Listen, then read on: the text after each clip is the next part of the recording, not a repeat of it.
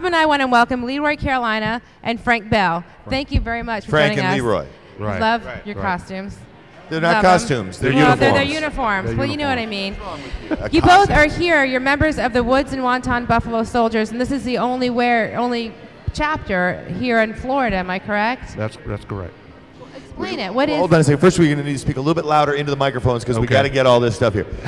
Okay. Woods and Wonton. Yeah. Um. Okay. Brett Woods, Okay. and he's a Medal of Honor recipient from the Indian Wars. George Wanton. A Wonton. Yeah, Medal of Honor recipient from the Spanish-American War. And you guys very joined. good. They joined forces. They joined forces. The Buffalo Soldiers joined forces with the Rough Riders and other independent groups, and it went to Cuba in 1898.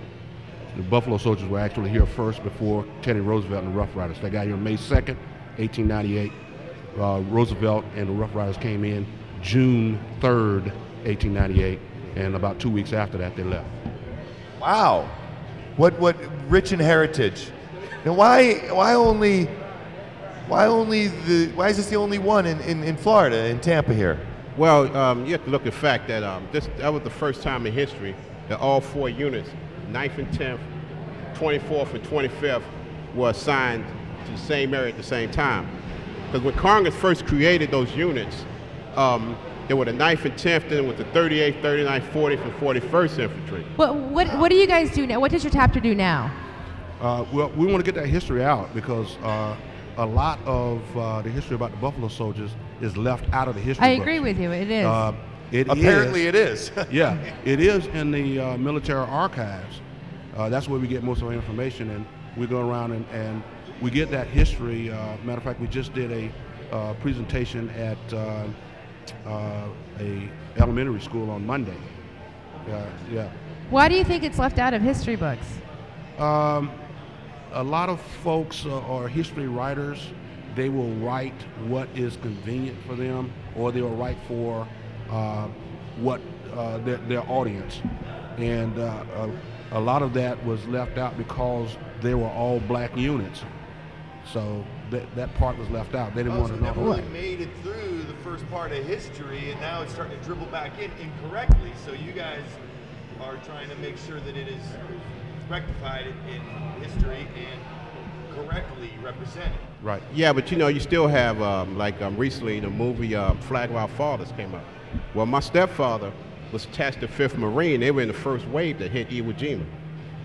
But it did not come out in the movies about these amphibious assault companies that drove the Marines onto the beaches during the Iwo Jima invasion. I can't hear. Can you guys turn the audio down just a little bit in my ear? I hope somebody's listening. Thank you. Couldn't hear it all. So you guys go around in elementary schools, middle schools, high schools, colleges, or Colleges. is it in colleges mostly? Colleges, community centers, anywhere. Whatever Just to in- spread the word, and Just it's in Tampa? voluntarily doing it. We go nationwide.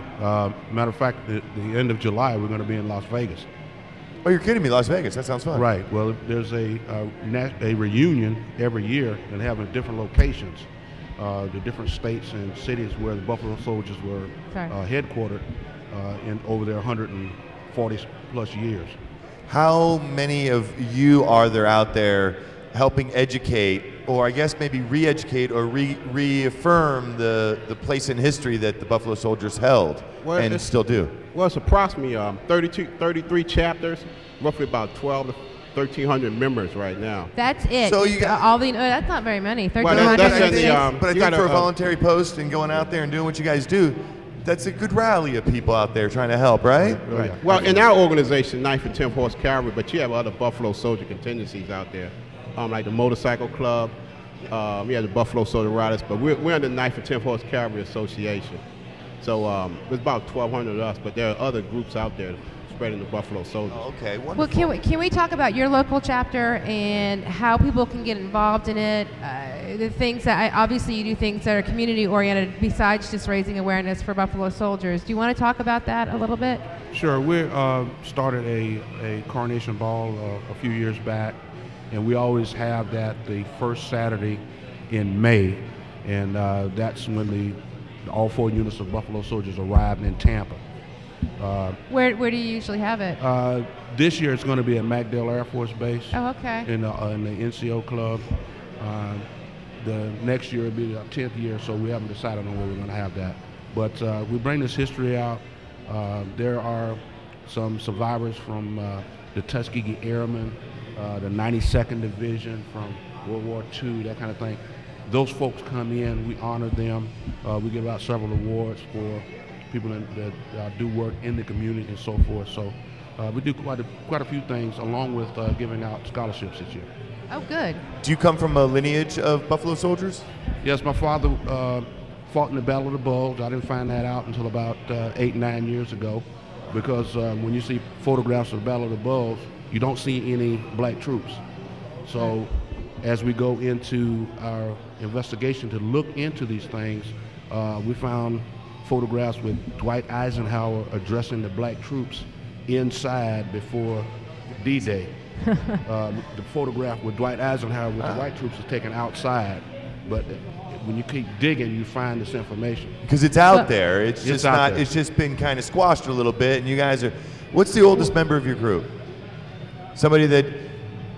Well, our chapter founder has passed on, but he was the oldest member. We have to wrap it up, but thank you very much for coming on.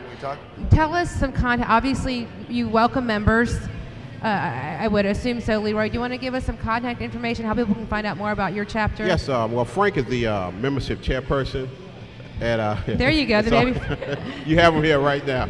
Mr. Bell, maybe you can tell us, how can people get involved in your organization? They can contact me at area code 813-886-1375, or they can go on the website, just put in Woods and Wanton Chapter, and that'll bring it up. And that'll bring him up. Yeah, and it has the information on our website. Well, thank you very much. This is very fascinating. You talk too much. Kidding.